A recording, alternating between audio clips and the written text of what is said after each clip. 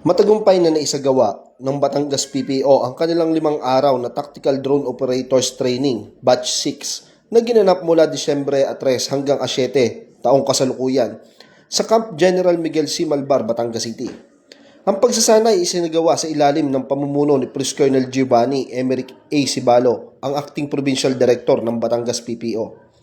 Aabot sa 37 tauhan ng PNP na nagmula sa iba't ibang city at municipal police station at provincial mobile force company ang sumailalim sa matinding pagsasanay.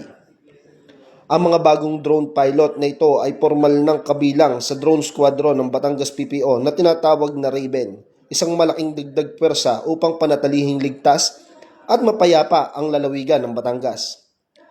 Ang aktibidad na ito ay bahagi ng patuloy na programa ng BPPO upang mas mapaigting ang operational capability, situational awareness, at force multiplier ng kanilang mga field unit sa pamamagitan ng epektibong paggamit ng modernong teknolohiya.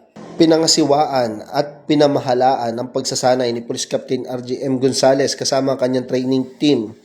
Nagbigay sila ng mga serye ng lecture at hands-on practical instruction tungkol sa basic at advanced na pagpapalipad ng drone, mga flight safety protocol, pagkuha ng aerial data o impormasyon mula sa himpapawid, mga pamamaraan sa pagpalipad sa gabi o night flight procedure, at mga legal at operational na panuntunan sa paggamit ng mga unmanned aerial vehicles o drone sa operasyon ng pulisya.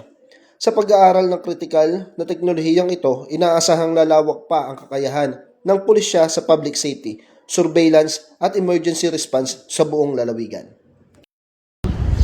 Mula dito sa Calabarzon, ako po ang inyong Police News Network Correspondent, Patrolman Joshua Cruz, alagad ng batas, tagataguyod ng Balitang Pulis.